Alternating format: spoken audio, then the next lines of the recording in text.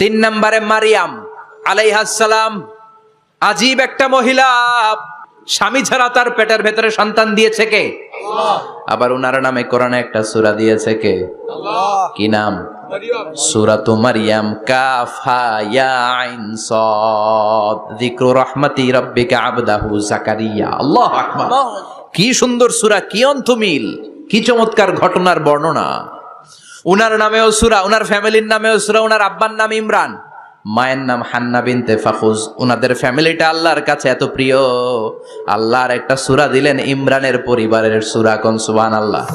কোরআনের 3 নাম্বার সূরা, সূরাতু আলে ইমরান। কি নাম? সূরাতু। আবার কোরআনে আল্লাহ ওনাকে বলেছেন সিদ্দিকা, মানে সত্যবাদী নারী। আবার আল্লাহ বলেছেন ওয়ালাইসা যাকারু কাল উনসা, এটা এমন মেয়ে কোন পুরুষ এই মেয়ের মতো হতে পারে? ওনার মা হান্না বললেন, আল্লাহ আমার পেটে ছেলে না মেয়ে আমি জানি না। যখন মারিয়াম পেটে, আল্লাহ ছেলে হোক মেয়ে হোক বাইতুল মুকাদ্দাসের খাদেম হিসেবে তুমি কবুল করে নাও। আমার পেটে যা আছে তোমার জন্য মানত করে দিলাম। কিন্তু ভূমিষ্ঠ করার পরে দেখে মাইয়া, ভূমিষ্ঠ করার পরে দেখে কি? মেয়ে। ভাবছিল ছেলে, ছেলে হইলে খাদেম হবে, এখন মেয়ে। আল্লাহ বলে চিন্তা করো না, সাধারণ মেয়ে না। ওয়ালাইসা যাকারু কাল উনসা, এটা এমন মেয়ে কোন ছেলেরাও এই মেয়ের মতো হতে পারে। এই মেয়েকে দিয়ে দেওয়া হলো বাইতুল মাকদাস, one of the major 3 mosques in Islam. ইসলামের সর্বশ্রেষ্ঠ 3টা মসজিদের একটা। এই বাইতুল মুকাদ্দাসের খাদেমা ছিল উনি।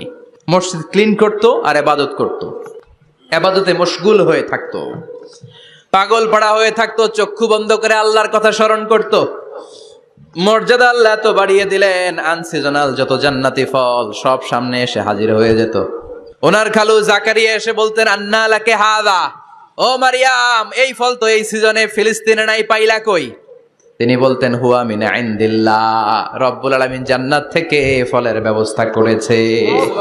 কোরআন সাক্ষী, আন্না লাকে হাদা, কোত্থেকে এই ফ্রুট পাইলা? আনসিজনাল, এটা তো এখানে নাই। উনি বললেন হুয়া মিন ইনদিল্লাহ, ইন্নাল্লাহা ইয়ারযুকু মান ইয়াশাউ বিগাইরি হিসাব। আল্লাহ এরকম যারে চায় বিগাইরি হিসাব রিজিক দিয়ে থাকে। সুবহানাল্লাহ বলেন। সব সময় আল্লাহর ইবাদত, সব সময় তাহাজ্জুদ, সব সময় জিকির করতেন লা ইলাহা লা ইলাহা ইল্লাল্লাহু মুহাম্মাদুর রাসূলুল্লাহ। ওনার পুরো জীবনের কোন মুহূর্ত আল্লাহর জিকির থেকে খালি যায় নাই, সব সময় ইবাদতে মশগুল, সব সময় কি? তার মানে মারিয়ামের জীবনী থেকে আমাদের শিক্ষা, আমার মায়েরা বোনেরা ইবাদতে মশগুল থাকতে হবে। কিন্তু দুর্ভাগ্যজনক হলেও সত্যি, আমার বোনেরা জি বাংলা নিয়ে মশগুল থাকে। ওনারা মশগুল থাকে ঠিকই, তবে ইবাদত নিয়ে না। কি নিয়ে? কথা কন। জি বাংলা কি এখনো দেশে চলে? স্টার জলসা এগুলো চলে? কিরণমালা, এই সিরিয়ালগুলো চলে? নতুন সিরিয়াল আসছে, নাম কত কয়েকটা, ওয়াজ মাহফিলে বলা লাগবে আমাদের। কি নাম, কি চলে এখন জানো না তুমি? সর্বনাশ, পাগলের মতো মহিলাগুলো বসে থাকে, রাতে দেখতে না পারলে সকালে কাজা কাফারা আদায় করে। আছে না নাই? কাজা আদায় করে ফেলে সকালে। খবরদার, জি বাংলা, স্টার জলসা, হিন্দি মুভি নিয়ে মশগুল থাকা যাবে না আমার বোনেরা। আপনিই পারেন আপনার ফ্যামিলিটারে জান্নাতে ফ্যামিলি বানাতে, আপনিই পারেন পরিবারটারে শান্তিময় করতে। নারী ভালো তো পরিবার ভালো। এজন্য মারিয়াম আলাইহিস সালামের জীবনী থেকে আমার বোনদের জন্য শিক্ষা, ঘরের সব কাজ শেষে অবসর যেই সময়টা পাবো ইবাদতে মশগুল হয়ে যাব, ঠিক কিনা? ইবাদতে মশগুল থাকার দরকার আছে না নাই? তাহলে মারিয়ামের মতো আপনাদের মর্যাদাও বাড়িয়ে দিবে কে? কয়জনের জীবনী গেল? আর বাকি কয়জন শুনবেন? কষ্ট হচ্ছে? এরপরে বিশ্বনবীর প্রথম বউ খাদিজা। কি সুন্দর নাম, খাদিজা বললে ভাল লাগে না? প্রথম নারী যিনি কালিমা পড়ে ইসলাম ধর্ম গ্রহণ করেছেন, আমাদের আম্মা জান। বিশ্বনবীর প্রথম বউ, 25 বছর বিশ্বনবীর সাথে সংসার করেছেন, 3 বছর বিশ্বনবীর সাথে জেল খেটেছেন, শিয়াবে আবি তালেবে। কেমন বউ? জামাইও জেলখানায়, বউ জেলখানায়। বিশ্বনবীর সবগুলো বাচ্চা সন্তান, ছেলে মেয়ে এই মহিলার গর্ভ থেকে এসেছে, একজন ছাড়া, ইব্রাহিম। ইব্রাহিম বিশ্বনবীর আরেক বউ মারিয়ার গর্ভে এসেছে, বাকি সব খাদিজার গর্ভে। যে আমরা ফাতেমা, বিশ্বনবীর কন্যার নাম কি? ফাতেমার মায়ের নাম কি? খাদিজা। সুবহানাল্লাহ। ফাতেমা, রুকাইয়া, উম্মে কুলসুম, জায়নাব, এই চারজনের মাই খাদিজা। আবার আব্দুল্লাহ, কাসেম, এদের মায়ের নামও খাদিজা। বিশ্বনবীর সব সন্তান এসেছে খাদিজার পেট থেকে। বরকত বেশি না কম? বিশ্বনবী ভয় পেলে খাদিজার কাছে গেলে ভয় কেটে যেত। সাহস যোগাতেন, শেল্টার দিতেন, ছাতার মতো মাথার উপরে দাঁড়িয়ে থাকতেন। আল্লাহু আকবার। বিশ্বনবী বলতেন, রুজিক তো হুব্বাহা, খাদিজার ভালোবাসা আমার অন্তরে আল্লাহ রিজিক হিসেবে দিয়েছে।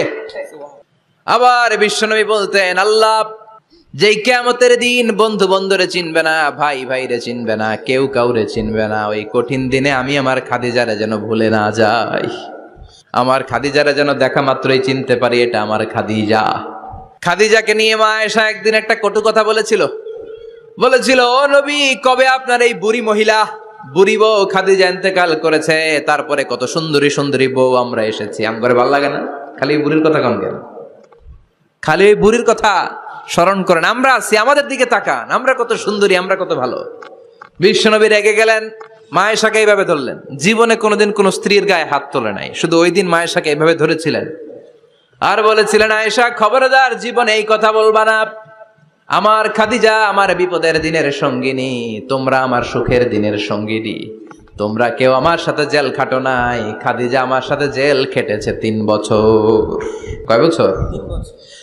খাদিজা যখন ইন্তেকাল করলো, বিশ্বনবী কবর দিলেন, দোয়া করলেন আর কাঁদলেন। সাহাবারা দোয়া শেষে চলে যায়। আবু বকর বললেন, নবী কবর দেয়া হলো, খাদিজাকে দোয়া করা হলো, এবার চলেন। বিশ্বনবী তবুও যান না। বিশ্বনবী বললেন, আবু বকর তোমার মনে চাই তুমি ঘরে ফিরে যাও, আমি যাব না, আমি দাঁড়িয়ে থাকবো।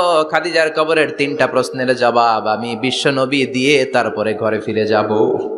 সাইয়েদনা জিবরাইল এসে বললেন, নবী আর কান্না করবেন না, আর দাঁড়িয়ে থাকবেন না, আর বায়না ধরবেন না, বন্ধুর সাথে চলে যান। খাদিজার কবরের 3টা প্রশ্নের জবাব নিয়ে আপনার টেনশনের দরকার নাই। টেনশন কার? আপনি তাড়াতাড়ি চলে যান। আপনার স্ত্রী খাদিজা যদি কবরের 3টা প্রশ্নের জবাব দিতে কোনো ভুল করে ফেলে, আরশের উপর থেকে আল্লাহ নিজেই জবাব দিয়ে দিবে। আল্লাহু আকবার। কি মহিলা ছিল! বিশ্বনবীকে সবসময় আগলে রেখেছে, শেল্টার দিয়েছে, প্রতিভক্ত ছিল। খাবার নিয়ে বিশ্বনবীর জন্য এদিক সেদিক যেতেন, বিশ্বনবী না আসলে খেতেন না। বিশ্বনবীকে কলিজার চাইতো বেশি ভালোবাসতো, পতি যা বলবে তাই শুনতো। ও মায়েরা, খাদিজাতুল কুবরার জীবনী থেকে আপনাদের জন্য শিক্ষা হলো পতিভক্তি। কি ভক্তি? এখন পতিভক্তি নাই, আমরা করি নারী ভক্তি। এখন নারী নির্যাতন কমে গেছে বাংলাদেশে, বেড়ে গেছে পুরুষ নির্যাতন। কথা কন। এখন আমরা ভক্তি করা লাগে, আমরা ভক্তি না করলে ঘরে খাওয়ান নাই, এরকম ঝামেলা আছে না নাই? কথা বলেন। আপনাদের নাগাইশের মহিলারা অনেক ভদ্র, নাগাইশের মহিলারা নিশ্চয়ই পতিকে অনেক ভক্তি করে। মায়েরা, বোনেরা, আপনার স্বামী যদি আপনার উপরে নাখোশ থাকে, আপনার এবাদত আপনাকে বাঁচাতে পারবে না। বিশ্বনবী ফাতেমাকে বললেন, ফাতেমা তুমি বিশ্বনবীর মেয়ে হতে পারো, কিন্তু আলী যদি তোমার উপরে নাখোশ থাকে, তোমার সব শেষ, সব শেষ। আবার বিশ্বনবী বললেন, আমি যদি এক আল্লাহ ছাড়া কারো সামনে মাথাটা নত করার বিধান দিতাম, এক আল্লাহ ছাড়া যদি কাউকে সেজদা করতে আমি বলতাম, আমি দুনিয়ার সব নারীদের বলতাম স্বামীর পায়ে সেজদা দিয়ে পড়ে থাকো। কি সম্মান আল্লাহ দিলেন স্বামীকে! আপনার জান্নাত আপনার স্বামীর ভেতরেই। স্বামীকে সন্তুষ্ট করেন, স্বামীর আনুগত্য করেন, দেখবেন ফ্যামিলিটা সুন্দর হবে। আর স্বামীরা স্ত্রীদেরকে ভালোবাসেন, স্ত্রীদেরকে ভালোবাসার গল্প শোনাবেন, দামি দামি শাড়ি কিনে দিবেন, তারপরে রাত্রিবেলা গান শোনাবেন। আধরাতে যদি ঘুম ভেঙে যায়, মনে পড়ে মোরে প্রিয়, চাঁদ হয়ে রব আকাশের গায়ে, বাতায়ন খুলে দিও। এই গানগুলো শুধু বউয়ের গান, শালীর গান না, বাবির জন্য না, চাচাতো বোনের জন্য না।